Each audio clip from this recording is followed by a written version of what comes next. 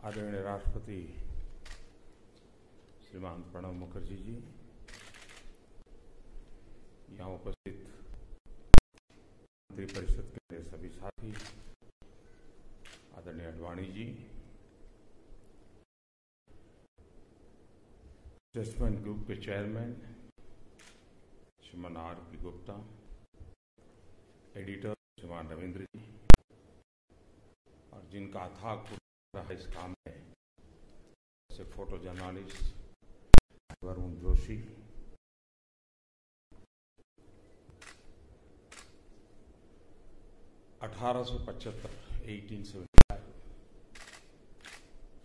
करके एक सुदीर्घ यात्रा और स्टेटमेंट के साथ कई पड़ाव आए, कई राहबर आए, कई संकट भी आए, लेकिन स्टेटसमैन ने अपनी जिम्मेवारियां पूरा करने का भरपूर प्रयास किया। कल देर मिस्टर R&R के साथ गप्पे गोष्ठी मारने का मौका मिला। एक बार शिवानी ईरानी जी के साथ बहुत विस्तार से बातें करने का अवसर मिला था। वो हमारे बड़े प्रखर आलोचक रहते थे, लेकिन उनके साथ बात करने का बड़ा मजा आता था। काफी कुछ उनके पास रहती थी, व्यंग विनोद भी उनका सहज स्वभाव था, तो वो भी एक मौका मुझे कभी मिलता रहता था। हमारे देश में एक कमी रही है, शायद कारण क्या होगा, और हो सकता है मेरी बात से सब सहमत न भी हो। हम हिस्ट्री कॉन्शियस सोसाइटी के रूप में कभी उभरे नहीं, और इसलिए जैसे अंग्रेजों का देखो हर छोटी छोटी चीज को संभालते हैं। अभी मैं पोर्चुगल गया था, तो गोवा और पोर्चुगल जब वहां शासन चलता था, जो पत्र व्यवहार था, कई वर्षों से प्रयास हो रहा था कि वो आर्काइव्स में से हमें उन पत्र कम से कम जरूर मिल जाए। इतने लंबे समय का इतिहास उसमें पत्रों के माध्यम से पता चलता है, और इस बार मैं गया तो सरकार ने उसको स्वीकार करके सारे पत्रों का एक कॉपी गोवा सरकार को दिया है। यानी वो पत्रों का संपुट अपने आप में सारी विकास यात्रा घटनाक्रम का एक गवाही के रूप में मिला है।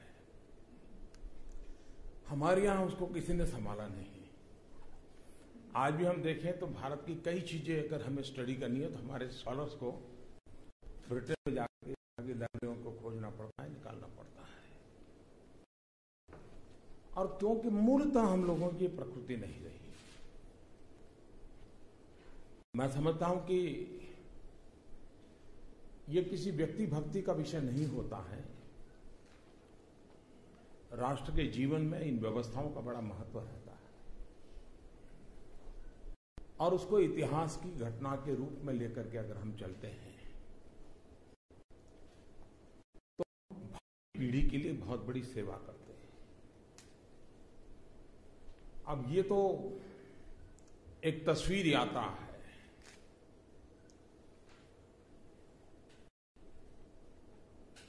हमें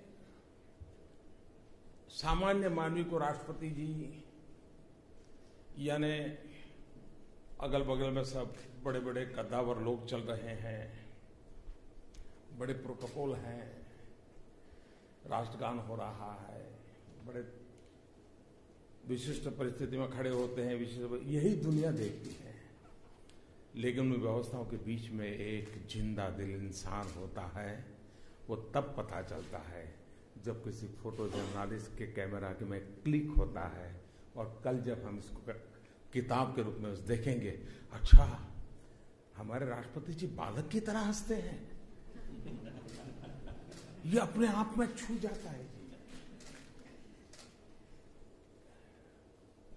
विदेश का कितना ही बड़ा मेहमान आए, साइज कितनी ही ऊंची क्यों ना हो, उस तस्वीर से पता चलता है मेरे देश के राष्ट्रपति का आत्मविश्वास कितना जबरदस्त है। अनुभव गर्व होता है। ये सारी चीजें इस सारे ग्रंथ के अंदर समाहित है। यानी कि पद व्यवस्था के अतिरिक्त भी मेरे राष्ट्रपति होते हैं, उनके भीतर भी एक इंसानी जिंदगी की यात्रा होती है। उसको जब कैमरा के रूप में देखते हैं, तस्वीर के रूप में जो प्रकट होती है। अब जब महात्मा गांधी थे उस समय तो इतने न कैमरा थे, इतनी व्यवस्था थी, लेकिन जब दो तस्वीर देखें गांधी जी कि एक में झाड़ू हाथ में लेकर के सफाई कर रहे हैं और दूसरी एक तस्वीर में माइक्रोस्कोप में बारीकाई से देखते हैं, तब पता चलता है कि इंसान के व्यक्तित्व का विस्तार कहां से कहां होगा। दो तस्वीरें गांधी को यहां से यहां दो रूप में दिखाने की ताकत रखते हैं। यानी एक प्रकार से जो तस्वीरकार होता है वो जब तस्वीर लेता है तब उस मोमेंट को उस रूप में पकड़ता है जो मोमेंट इतिहास को अमरत्व का बख्शिश देने का सामर्थ्य रखती है। इतिहास को अमरत्व देने का कारण इस ऐसे डॉक्यूमेंट में होता है और इन चीजों को उसमें लाने का प्रयास वरुण जोशी ने किया है। स्टेट्समैन की टीम ने इसको बखूबी प्रस्तुत किया है। वरना जिस समय टेक्नोलॉजी के द्वार से एसएमएस की दुनिया शुरू हुई थी तो आपने देखा होगा बहुत बड़ी मात्रा में आर्टिकल छप रहे थे कि ये एसएमएस ऐसी चीज आ रही है कि पत्र लेखन की दुनिया ही समाप्त हो जाएगी। पत्र लेखन अपने आप में मानव संस्कृति की एक अहम विरासत है। अगर वो खत्म हो गई तो भावी पीढ़ी के हाथ कुछ लगेगा नहीं। ये भी जिनको मालूम होगा 25 साल पहले ये सारे आर्टिकल छपते थे, तब उनको भी पता नहीं था कि टेक्नोलॉजी इतनी बदल जाएगी कि शायद हर एक इंसान अपने आप में क्रिएटिव बन जाएगा, अपने आप में लेखक बन जाएगा और नई नई टेक्नोलॉजी हमारे भीतर की क्रिएटिविटी को जन्म देगी और वो शायद सुरक्षित भी हो जाए। एक जमाना था जब ऑटोग्राफ का महात्मा रहता था, धीरे धीरे फोटोग्राफ की ओर बढ़े और अब ऑटोग्राफ फोटोग्राफ का कॉम्बिनेशन सेल्फी आ गई। देखिए बदलाव कैसे हो रहा है। सेल्फी, फोटोग्राफ और ऑटोग्राफ दोनों का कॉम्बिनेशन है। यानी मूल विचार से बदलाव होते होते कहां से कहां पहुंचता है, इसमें हम अनुभव करते हैं। इस पूरे ग्रंथ को देखेंगे जिसमें मुझे लगता है कि अखबारों के माध्यम से दुनिया ने जो राजनेताओं को पहचाना है, क्षमा करें मुझे यहाँ काफी अखबार वाले हैं, उस अखबार के झरोके के उस दायरे के बाहर भी राजनीतिक जीवन में जीने वाला कोई इंसान भी होता है।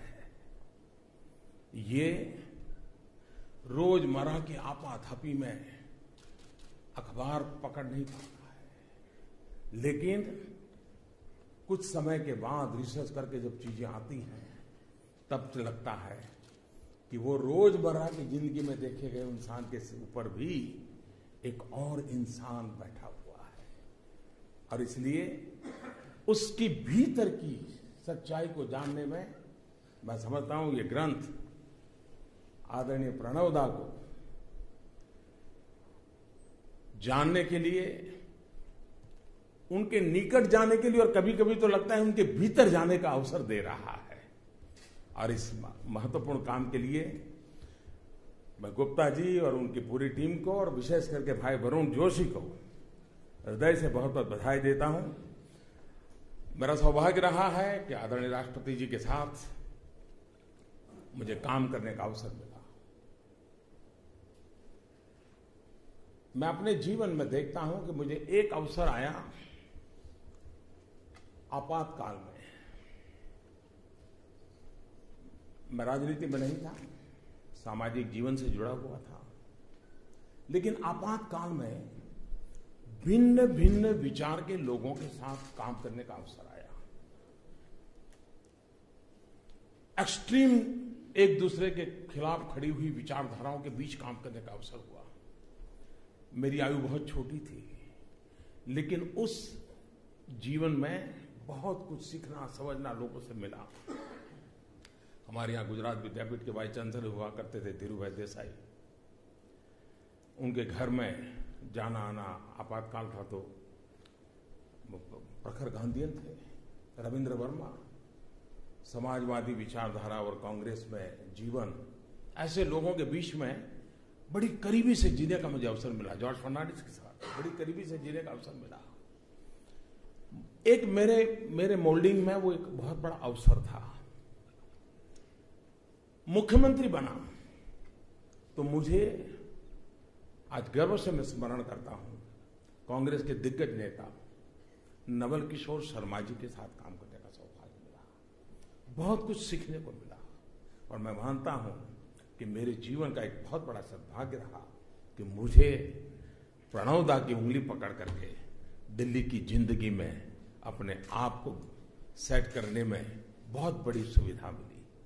बहुत बड़ा मेरे लिए एक बहुत बड़ा संबल रहा। मैं एक ऐसा इंसान हूं जिसको हमेशा चिंता रहती है काम जल्दी पूरा ना हो। अगर खाली हो जाऊंगा तो शाम को करूंगा क्या। एक बार मैंने किसी अखबार में, हमारे यहाँ से खबरें तो लीक कर ही लेते हैं आप लोग, आपकी बड़ी कुशलता तो रहती है। तो मैं एक दिन अफसरों की मीटिंग लेता रहा था, करीब 8-9 बज गए होंगे। तो मीटिंग 9 बजे करीब समाप्त हो गई। तो मेरे मुंह से निकल गया, अरे इतना जल्दी पूरा हो गया। और रात को 9 बजे भी।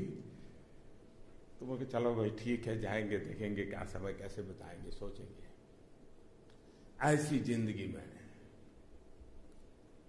एक भी मेरी मुलाकात पिछले 3 साल में राष्ट्रपति जी के साथ ऐसी नहीं रही जिसमें उन्होंने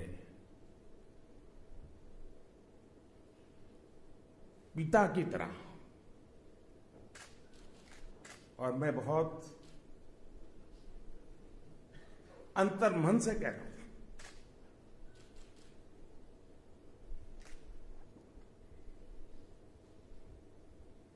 कोई पिता अपने संतान की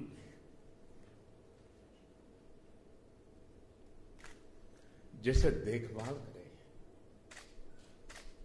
देखो मोदी जी, आधा दिन तो आराम करना ही पड़ेगा। मुझे दा कहते हैं, प्रणव दा कहते हैं, भाई इतना काहे दौड़ रहे हो, कुछ कार्यक्रम कम करो, तुम तबीयत का संभालो। चुनाव के दिन थे उत्तर प्रदेश में, मुझे कहते हैं कि भाई जीत और हार चलती रहती है, लेकिन कोई शरीक करके देखोगे कि नहीं देखोगे। ये राष्ट्रपति के दायित्व का हिस्सा नहीं था, लेकिन उनके भीतर का इंसान अपने एक साथी की चिंता। और मैं मानता हूं कि ये व्यक्तित्व, ये संबंध, ये रूप राष्ट्र जीवन के लिए एक बहुत बड़ा, हम जैसे लोगों को प्रेरणा देने वाला काम होता है। और वो काम प्रणव दा ने किया है, आदरणीय राष्ट्रपति जी ने किया है। मैं उनका आदरपूर्वक नमन करता हूं। और आज भाई वरुण जोशी को बधाई देते हुए इस अमूल्य विरासत आने वाली पीढ़ी के लिए तैयार करने के लिए बधाई देता हूं। स्टेट्समैन ग्रुप को बधाई देता हूं। बहुत बहुत धन्यवाद।